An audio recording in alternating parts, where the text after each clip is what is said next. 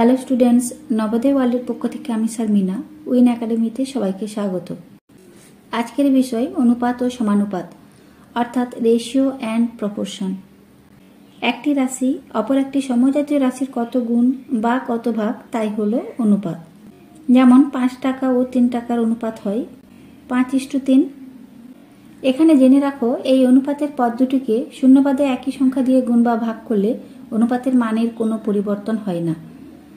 যেমন 5:3, এটিকে আমরা উভয় পদকে যদি 3 দিয়ে গুণ করি তাহলে পাবো 15:9, বা মনে করো আছে 20:15। এই দুটি পদকে আমরা 5 দিয়ে যদি ভাগ করি তাহলে এখানে পাবো 4:3।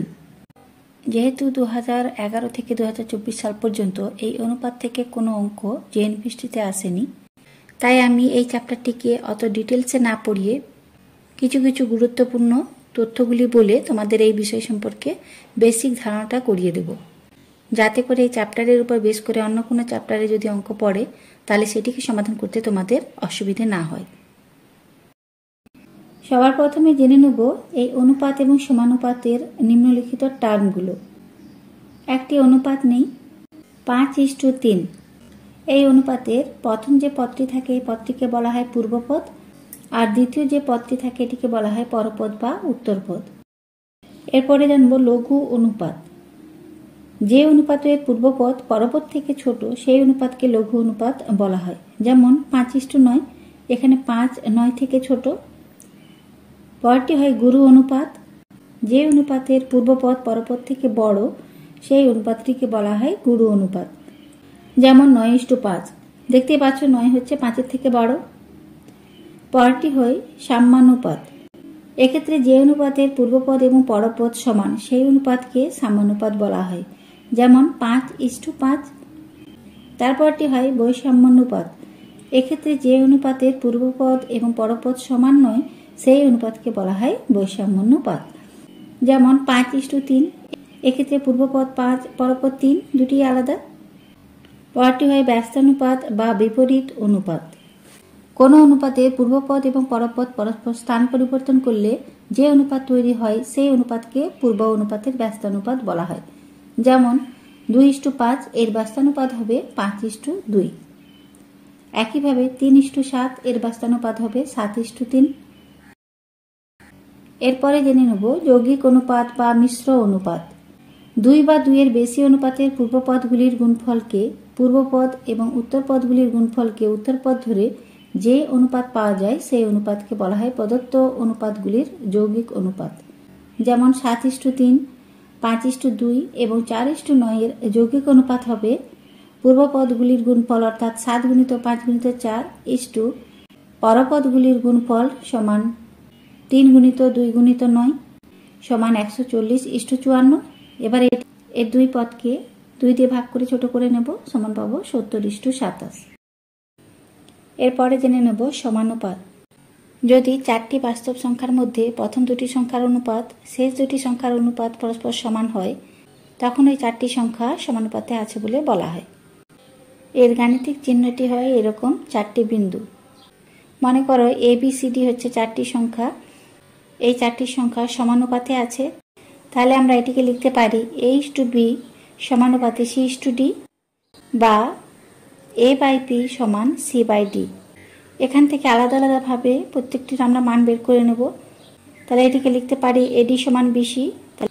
অতএব A সমান পাবো BC/D বা D সমান পাবো BC/A, আবার B সমান পাবো AD/C এবং C সমান পাবো AD/B। মনে রাখবে, সমানুপাতে 4টি সংখ্যার ক্ষেত্রে প্রান্তীয় পদ দুটির গুণফল অবশ্যই মধ্যপদ দুটির গুণফলের সমান হবে। এরপরে জেনে নেব ক্রমিক সমানুপাতি। সমজাতীয় 3টি রাশির মধ্যে প্রথম ও দ্বিতীয় পদের অনুপাত দ্বিতীয় ও তৃতীয় পদের অনুপাতের সমান হলে ওই সমজাতীয় 3টি রাশিকে ক্রমিক সমানুপাতি বলা হয়। এখন ABC 3টি ক্রমিক সমানুপাতি হলে আমরা লিখতে পারি A/B সমান B/C। এখান থেকে আমরা ABC এর মান বের করে নিতে পারি। A সমান পাবো B²/C, C সমান পাবো B²/A এবং B সমান পাবো √AC। এখানে এই B কে মধ্য সমানুপাতি বা মিন প্রপোর্শন বলা হয়। একইভাবে এ বি সি ডি এই চারটি সংখ্যা ক্রমিক সমানুপাতে থাকলে আমরা লিখতে পারি এ বাই বি সমান বি বাই সি সমান সি বাই ডি। এরপরে দুটি ভগ্নাংশের অনুপাতকে পূর্ণসংখ্যা কিভাবে প্রকাশ করতে হয় সেটি জেনে নেব। একটি উদাহরণ নিই, 2/5:1/7। এটিকে পূর্ণসংখ্যার অনুপাতে প্রকাশ করার জন্য তোমরা কোনাকুনি গুণ করে নেবে। তাহলে সমান পাবো 2x7:5:1 সমান 14:5। আরেকটি উদাহরণ নিই, 8.5:10। এই 8.5-এর দশমিক বিন্দুটি তুলে নেব, সমান পাবো 85/10। তাহলে এটি লিখি 85/10:10। এবারে কোনাকুনি গুণ করে নেব, 85 × 1 10 × 10 সমান 85:100। এটিকে ছোট করে নেব, সমান পাবো 17:20। এরপরে কয়েকটি উদাহরণের মাধ্যমে আমরা এই অনুপাতের প্রয়োগ দেখে নেব। প্রথম উদাহরণটি নেই, অনুপাতে প্রকাশ করো 6 মাস এবং 2 বছর। অনুপাতের সমাধানে আমরা জেনেছি যে দুটি রাশির এককে একই করে নিতে হবে। এখানে একটি মাসে আছে এবং একটি বছরে আছে। এক্ষেত্রে আমরা এই বছরকে মাসে করে নেব।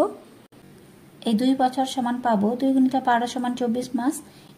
এবারে এই দুটি রাশির অনুপাত হবে 6:24। এবার এই দুটি সংখ্যাকে 6 দিয়ে ভাগ করে নেব, সমান পাবো 1:4। আর একটি উদাহরণ নিই, রাম ও লক্ষণের বয়সের অনুপাত 4:3। 6 বছর পরে রামের বয়স হবে 26 বছর। লক্ষণের বর্তমান বয়স কত? এক্ষেত্রে রাম এবং লক্ষণের বয়সের অনুপাত দেওয়া আছে 4:3। এখানে আমরা ধরে নেব রামের বয়স সমান 4x বছর এবং লক্ষণের বয়স সমান 3x বছর। তাহলে 6 বছর পরে রামের বয়স আমরা পাবো 4x যুক্ত 6 বছর। আবার এই 6 বছর পরে রামের বয়স দেওয়া আছে 26 বছর। তাহলে আমরা লিখতে পারি এই 4x যুক্ত 6 সমান 26। তাহলে এখান থেকে আমরা x এর মানটি বের করে নেব, বা 4x সমান 26 বিয়োগ 6 সমান 20। অতএব x এর মান পাবো 20/4 সমান 5। এবারে এখানে লক্ষণের বয়স যে 3x বছর আছে, এই 3x বছরে আমরা এই x এর মানটি বসিয়ে নেব, সমান পাবো 3 × 5 সমান 15 বছর। এটি হবে নির্ণয় উত্তর। আরও একটি উদাহরণ নিই, একটি আয়তক্ষেত্রের পরিসীমা 240 মিটার। আয়তক্ষেত্রটি দৈর্ঘ্য এবং প্রস্থের অনুপাত 5:3 হলে ক্ষেত্রফল কত? এখানে দৈর্ঘ্য এবং প্রস্থের অনুপাত দেওয়া আছে 5:3। এক্ষেত্রেও আমরা ধরে নেব দৈর্ঘ্য সমান 5x মিটার এবং প্রস্থ ধরে নেব 3x মিটার। যেহেতু এখানে পরিসীমার মানটি দেওয়া আছে, তাই আমরা পরিসীমা সূত্রটি বসাবো। আয়তক্ষেত্রের পরিসীমা সমান জানি 2 × দৈর্ঘ্য যুক্ত প্রস্থ সমান 2 × দৈর্ঘ্য ধরেছি 5x যুক্ত প্রস্থ ধরেছি 3x। তাহলে এই মান দুটো বসিয়ে নেব, সমান হবে 240, বা 2 × 8x সমান 240, বা 8x সমান 240/2 সমান 120। অতএব x এর মান পাবো সমান 120/8 সমান 15 মিটার। এবার এই দৈর্ঘ্য এবং প্রস্থে x এর মানটি বসিয়ে নেব। দৈর্ঘ্য সমান পাবো 5 × 15 সমান 75 মিটার এবং প্রস্থ সমান পাবো 3 × 15 সমান 45 মিটার।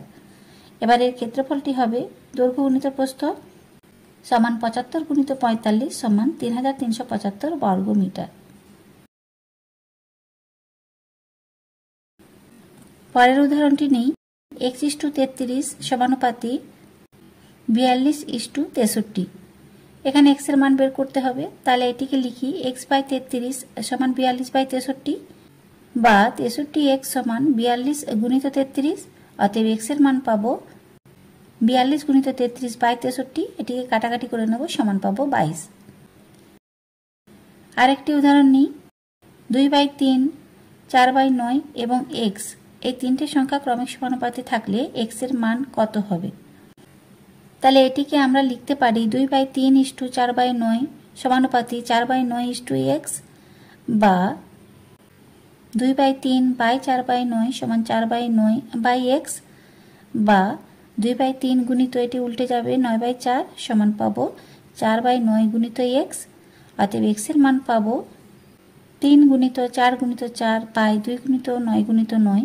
এটিকে কাটাকাটি করে নেব, সমান পাবো 8/27।